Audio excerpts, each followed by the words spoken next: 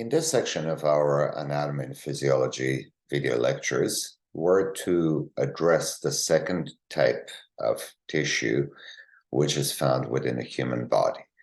It is already behind us, the section about the epithelial tissues, and now we're to discuss qualities of connective tissues.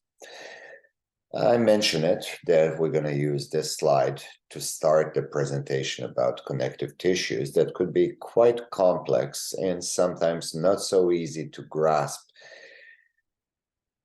Let's find out and let's make conclusions only at the end of this section when we see whether it was complicated or not.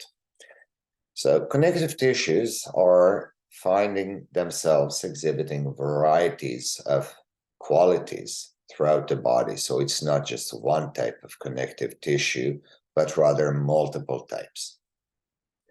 Some of them would be liquid form and will be very heavily engaged in the transportation. And of course, that is the blood, which is, interestingly enough, also classified as a liquid form of connective tissue. But there are connective tissues that are more inclined to be some kind of energy reserve. And of course, we're talking about adipose tissue or fat. Or should we need a little bit more of firmness but pliable form of tissue, we're going to immediately start thinking about cartilage being ideal candidate to fulfill this role. Or perhaps when we need utmost support and full physical protection, there isn't anything better than a quality of bone tissue. So all of them very clearly are different types of connective tissues, which makes it a little bit more colorful, so to say, than presentation of epithelia, where we had just one or two layers and three different types of cells: simple, squamous, cuboid, or columnar. Connective tissues, at least, will give us a bit more variety. So the illustrator wanted to put in one diagram something that, again, doesn't really exist in this form in nature. However, it gives us a good idea to have this kind of primary grasp about what the connective tissue is. Clearly, no tissue exists without having living cells being part of it, and we have them. Whether it's a fibroblast, whether it's adipocyte, whether it's a macrophage or mast cell, regardless, all of them are living cells. And as such, definitely they are constituting part of a tissue.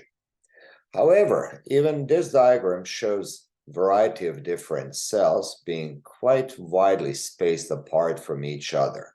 They do not have to maintain direct physical contacts with each other, because it's not necessarily their primary objective or task.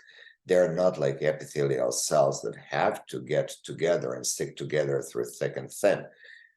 Cells within connective tissues will survive without each other. So what is then the space that we see between different cells? What do we call it? We call it matrix.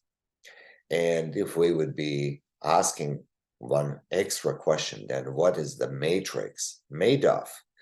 We have to say matrix is made of fibers, and you can see here fibers, whether they're in this beautiful shade of blue or purple or yellow, they are clearly fibers, and in this case it most of the time means protein. So then what is the color that dominates the background in between cells and fibers? What should we call that? Well, we should call it the ground substance. And obviously, on the physical and chemical qualities of a ground substance, basically connective tissues, will start seeing this kind of variety. If the ground substance is liquid, it's going to be blood, and these cells will be floating. Of course, we wouldn't have fibroblasts being part of the blood. Neither we appreciate to see fat cells, adipocytes, freely floating with red blood cells and white blood cells and platelets. That is why I was saying this is just a medical illustrator trying to give us conceptual diagram in order to facilitate grasping the basic concept. So if we were to define connective tissue of any kind, we would say it is like an inner tissue made of cells and matrix. And the matrix itself would have different ratio, different variety of ground substance and fibers. Is blood going to have fibers? No, it won't. It would just have a fluid substance that we call the plasma, within which red blood cells and white blood cells will be simply suspended and will keep moving as the blood keeps passing through our arteries and veins, which means matrix of the blood is not necessarily made of ground substance and fibers. We skip the fibers. So this is again making it more and more dramatically different in different types of connective tissues that we're trying to find. Ultimately, like any other variety where we have lots of different possibilities, we would be best off by having it properly categorized and creating some kind of easy to follow chart similar to what we have done for epithelia, whether it was single layer, 2 layers, or more layers, and then types of cells, squamous, cuboid, columnar. This time, we're going to use slightly different categories, slightly different ideas in attempt to classify connective tissues, but at the end, I hope this would be a concept which works. Firstly, we're going to have a group of immature connective tissues. Immature, do we want to live with any parts of us being immature? Well, there is a certain part of life that we had to live with immature connective tissues being found within us. It is while we were at stage of embryo and fetus before birth.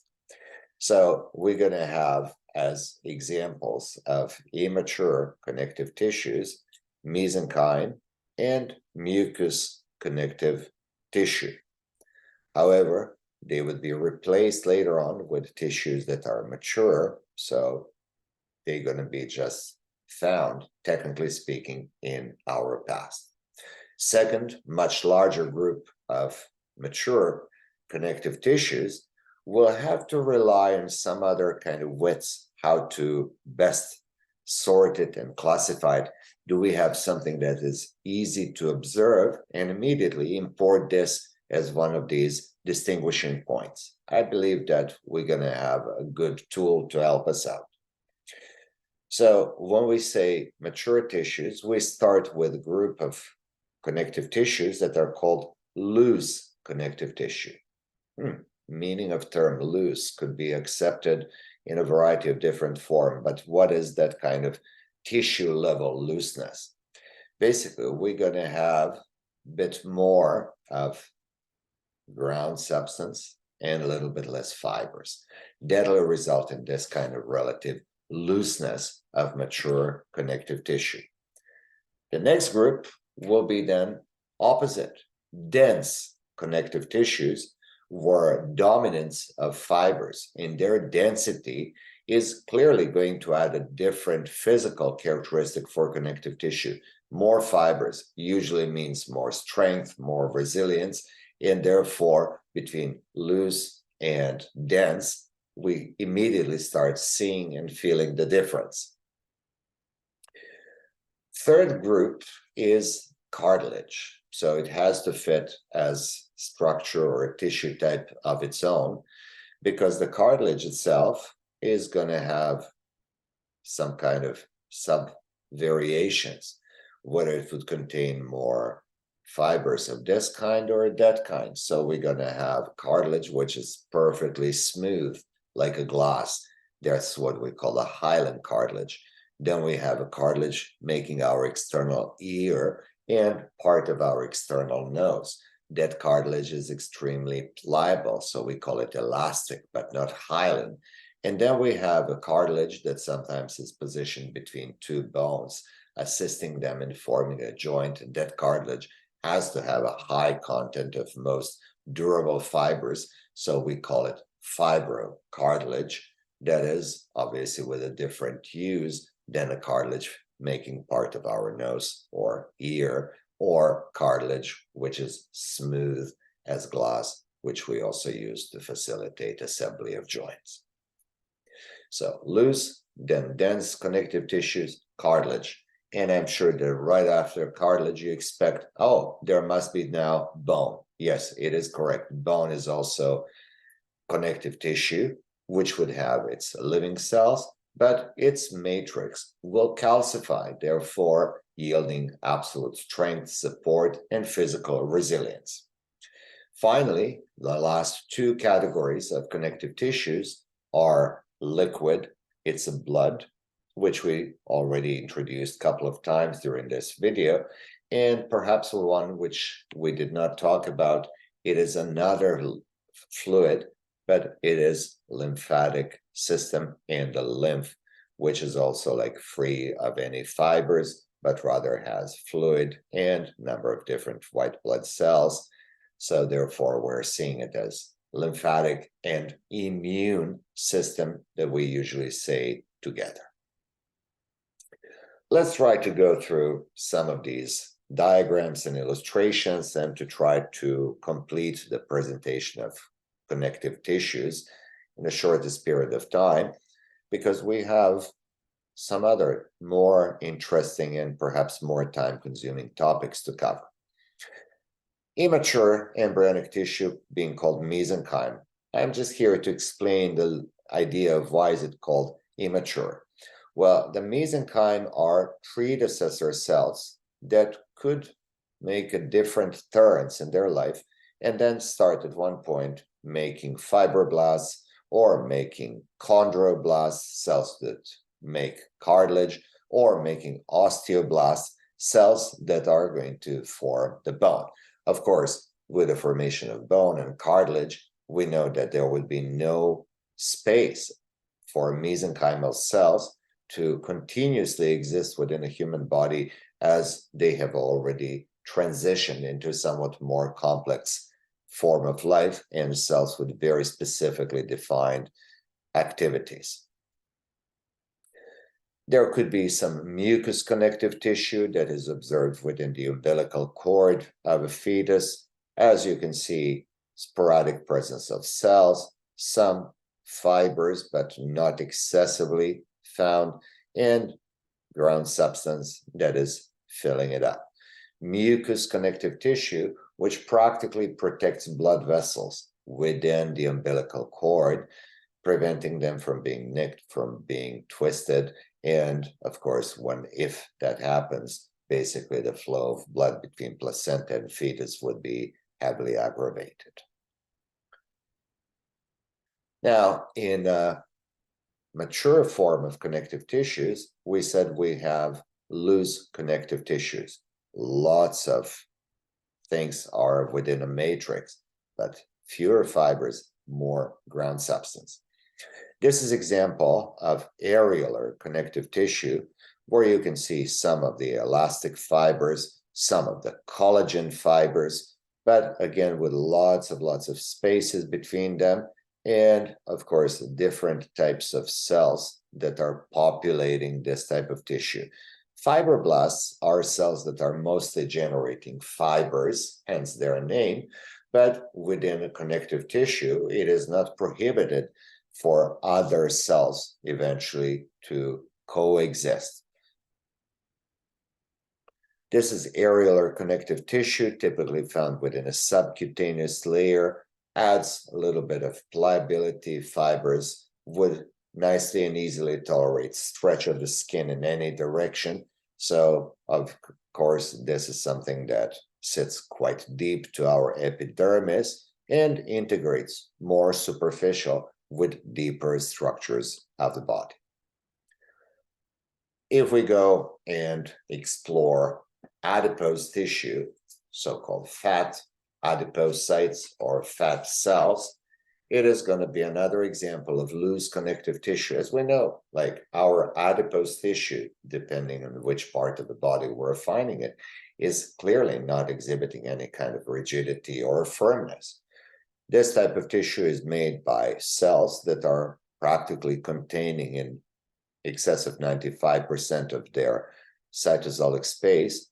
Adipocytes contain triglycerides, while the rest of the cell, including its nucleus and organelles, are pushed more peripherally. Connection between these cells definitely exists. Here and there, we're going to have some ground substance, few fibers, but generally, like, it's the dominance of adipocytes. And now we have the last example of loose mature connective tissue, that is reticular connective tissue. Sorry, we already talked about areolar, reticular connective tissue.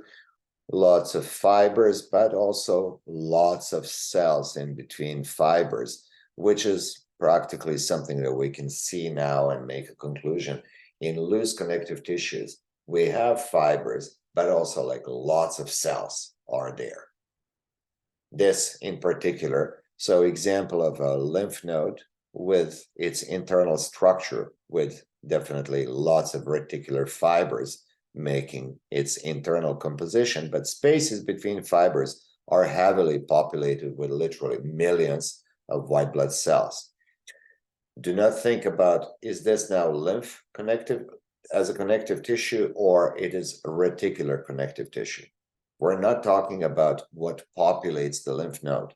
We're just talking about what gives the lymph node the structure. That's the reticular connective tissue. And then lymphatic tissue will be able to coexist within individual lymph nodes.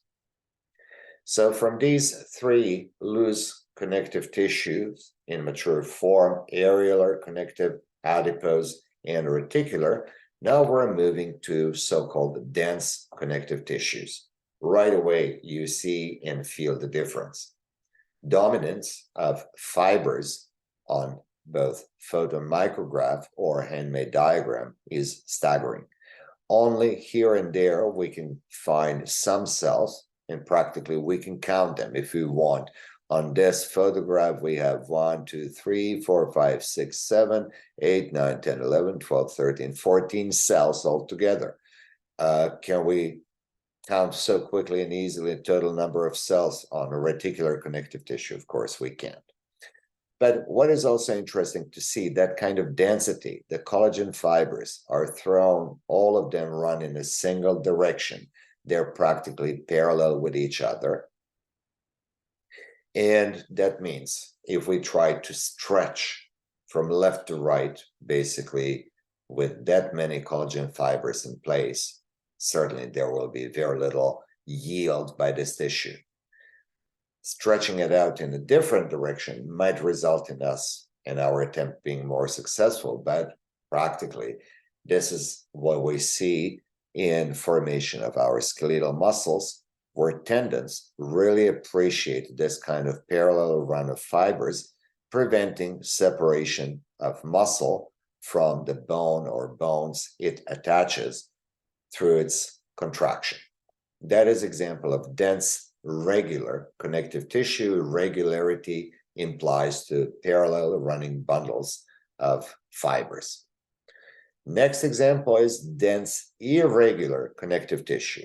Okay, once again, we see plenty of fibers, sporadic presence of cells, and we're now talking about type of connective tissue that connects epidermis of the skin with the rest of the deep structures, and it forms the dermal layer of the skin. Some blood vessels have to be found present because epidermis must be fed by dermis, so different nutrients will be diffusing. And right now, as you sit and watch this video, you can play with your own skin, lift a little bit, you can pinch it, raise the skin, force it to roll, especially over your joints. Clearly, it is something that the dermal layer would easily tolerate, allow you to do it. And when you remove any physical force, it'll regain the original position. So that is dense, irregular connective tissue. Irregularity points to fibers running in a variety of different directions, not supporting stretchability in one direction and then opposing it in opposite. Basically, any kind of directional stretch would be equally resisted by this type of tissue. That is dense, irregular. We would also have another interesting concept, which is called elastic connective tissue, being example of mature connective tissue. Instead of collagen, which we know is very firm and good supporting, almost like some kind of iron rod that we can insert into tissue, elastic fibers, elastic connective tissue will tolerate quite well being stretched out, and then a recoil of elastic fibers will allow part of the body or certain organ to recoil back into its original position. This is what we typically see in a larger blood vessels close to the heart.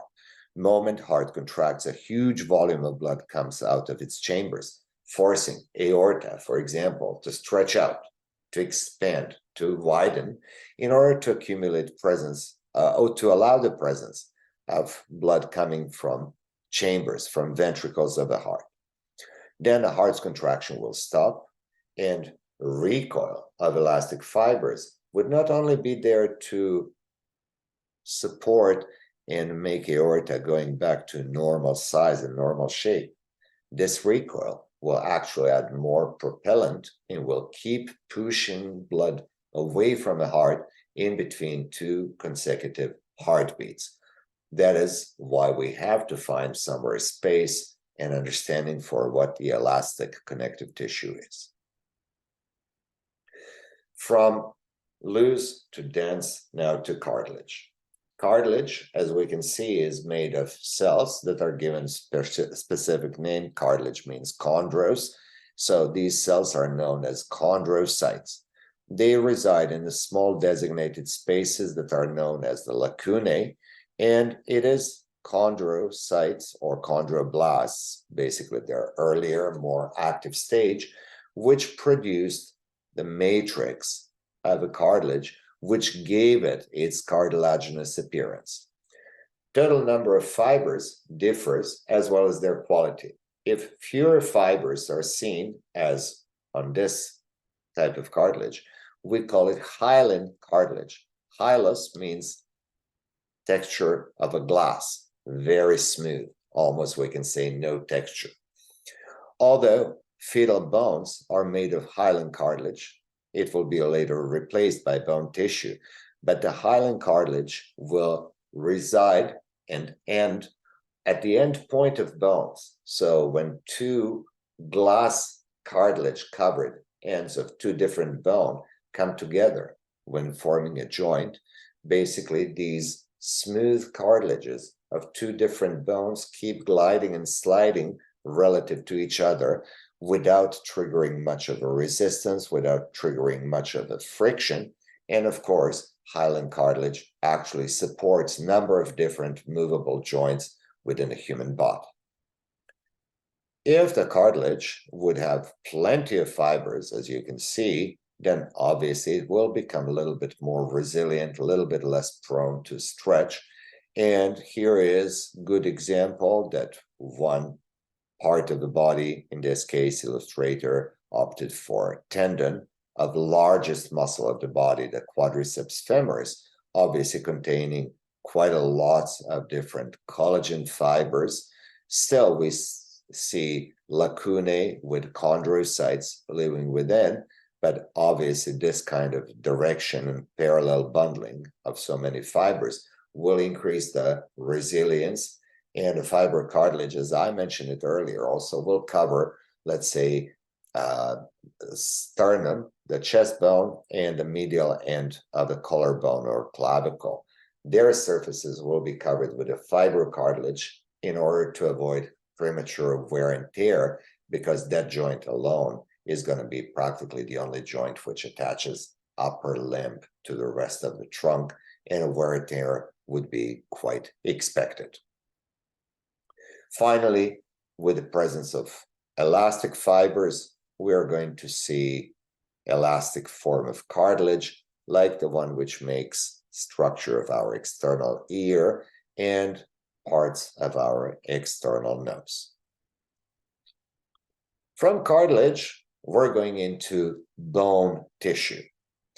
And the bone tissue, as you can see here on photomicrograph, as well as this kind of very segmental illustration, would have spaces that are called lacunae, but this time instead of chondrocytes, cells residing within lacunae will be called osteocytes. Osteocytes will have their projections, so-called canaliculi, within a bone will allow these projections to travel between neighboring osteocytes to connect them into form of a tissue. But as we can see on the photograph, they're surrounded by absolutely like beautifully shaped, structured, calcified matrix. Osteoblasts, so these cells, while they were younger and more productive, were releasing into their vicinity matrix of a bone, ground substance, and fibers.